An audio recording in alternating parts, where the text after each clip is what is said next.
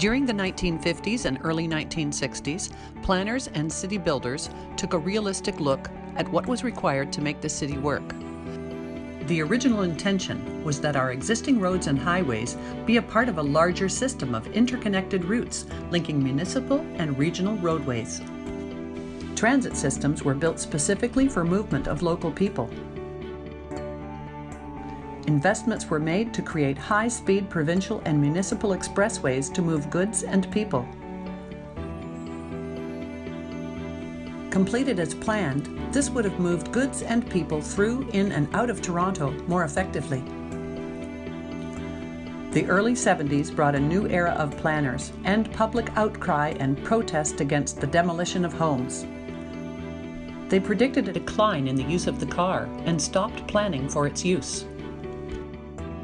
However, population and vehicle sales continued to grow.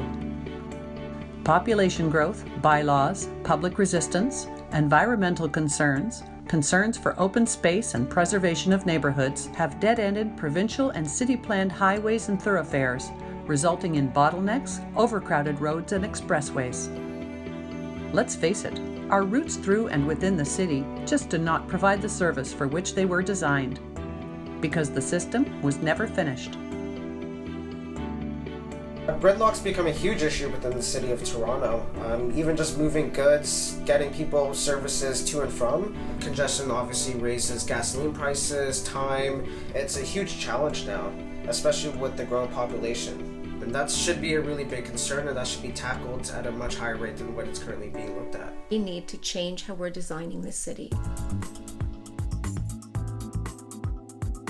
I guess I'm left with, what about us? What about those of us who live in existing neighborhoods? I get the fact, so do my neighbors, that there has to be traffic flow. The problem is the factions that we're under attack from don't get the fact that we're a neighborhood. They wield a community planning like it's a blunt instrument. Politicians are currently having a real huge challenge in terms of actually getting viable solutions due to the backlash from other councillors who really don't understand the situation, and even just residents who have become accustomed to what's in their backyard but don't see the bigger picture. Cars are not going away. They are a means of transportation for a lot of people that are in business. The Allen, the Gardner, the Don Valley is all we have, and we should be extending those. Yeah, what about Scarborough? What about Etobicoke as far as prosperity in terms of commercial and industrial success? There's also no infrastructure to get people in and out of the area. But yeah, definitely congestion is an issue in the city. Everybody knows that. It's great to see investment in infrastructure for cars and for transportation, but what about bicyclists? It's really important to invest in infrastructure within the city for cyclists as well.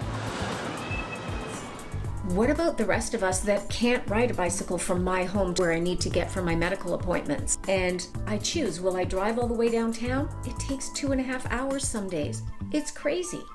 How are the people that live in the city supposed to use the city if they're not going to make appropriate routes for us to take? And it's very important that we not continue to try to put everybody into buses and so forth. It's not feasible, and they're shutting down a lot of businesses because of the type of development that's taking place in Toronto. From 1971 to the present time, the TTC has almost doubled its expansion, and yet the ridership has remained the same. Transit usage has remained the same percentage for years, for at least half a century. With cars traveling at a slow rate through the city constantly, they're just adding to the pollution. If we're taking hours to get somewhere, that's all that much more pollution going into the air. We have to make it better. We have to improve how we move around this city. Why are we creating these silos where it's them against us? We have existing neighborhoods. We understand there has to be traffic flow. There are ways that we can satisfy all wants and needs so that we could all live in harmony. Thanks to new developments in technology, all wants and needs can now be satisfied. Respecting lifestyles and neighborhoods, moving goods and services, helping the environment, boosting economy for all areas of Toronto. making the city a friendlier place to live and work and safer for pedestrians and cyclists, complementing public transit, and yes, providing fast and efficient routes through and to the city. We're going underground. This plan is truly a bright think for our future, incorporating smart technology developments in travel and with the ability to expand again if the need arises in the future. We're planning a new system of connected, tunneled routes through the city, linking existing expressways. It's called the Cross Toronto Tunnel. Already within the city, there are existing corridors which allow for these below-grade routes to be established.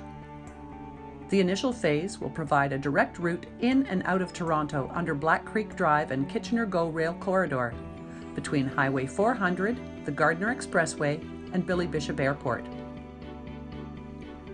The Eastern Tunnel takes traffic to and from the Gardiner Expressway at the Don Valley Parkway, under the Lakeshore East GO Rail Corridor and Kingston Road, connecting to the 401 at Port Union.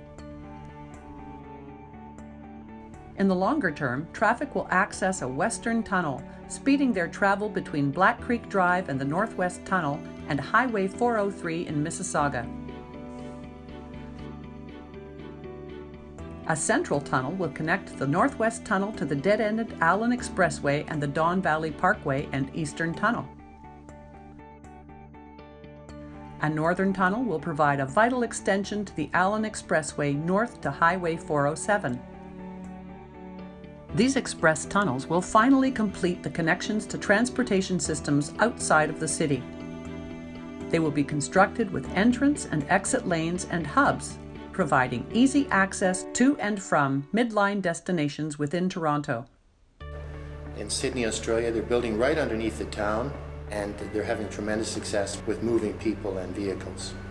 So the idea is to utilize land that's already used, for instance, as hydro corridors.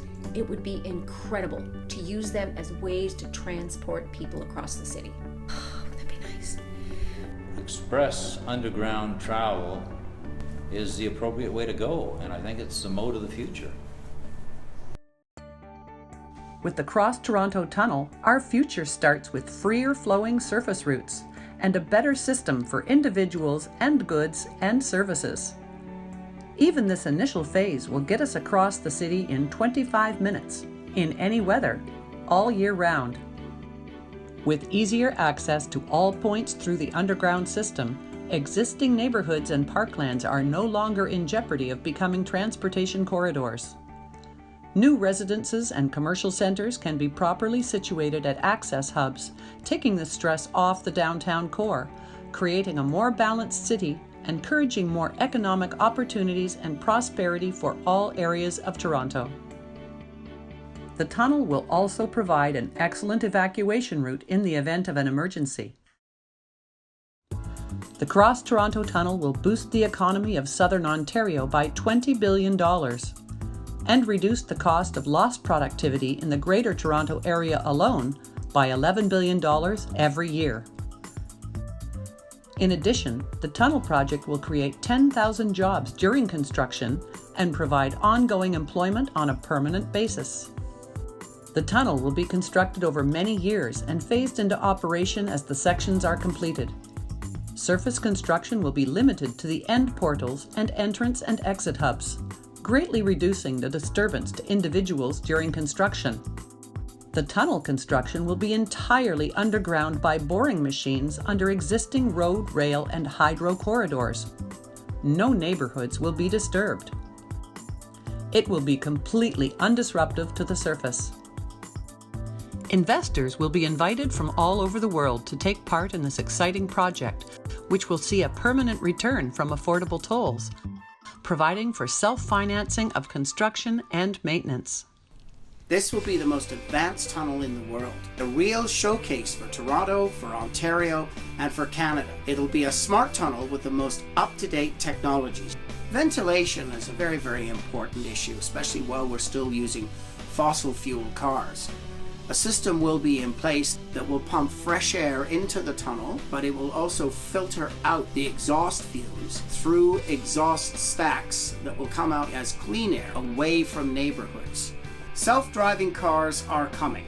will be ready for that, with the guidance system built in to guide the self-driving cars along the tunnel to its destination. Electric cars are also coming. The tunnel will be prepared for them with an up-to-date recharging system that will be built right into the pavement that will recharge the car as you're driving. And of course, an electronic tolling system will be used in the tunnel, similar to what's now used on Highway 407. Also, the most up-to-date LED lighting will simulate sunshine so that when you're driving along the tunnel, it'll be like driving through a bright sunny day. This tunnel will remove the through traffic from major arterial roads such as Kingston Road and Black Creek Drive, which right now act as highways. But with the through traffic removed and put into the tunnel, those streets can then be turned over to the communities that they run through, making them safer for pedestrians, shoppers, cyclists, better surface transit, instead of dissecting them with through traffic as they do now. This free-flowing, high-capacity expressway will be unaffected by weather conditions. It will complete a vital missing link in Toronto's overall road network, connecting the Gardiner Expressway, Don Valley Parkway, Allen Expressway, and Highways 401, 400, 427, and 403. The Cross Toronto Tunnel is for environmentalists, businesses, truckers, industries, travelers, commuters, cyclists, politicians, public transit, pedestrians, drivers. Everyone wins. Let's get Toronto moving again. And people could live in North York, they could work in Scarborough, they could live downtown, they could work in North York. If you can't destroy existing neighborhoods, then what you need to do is possibly put it underground. I think it's a great idea. 62% less carbon monoxide emissions from cars and tremendous efficiency getting people around the city. Nothing has worked up to date.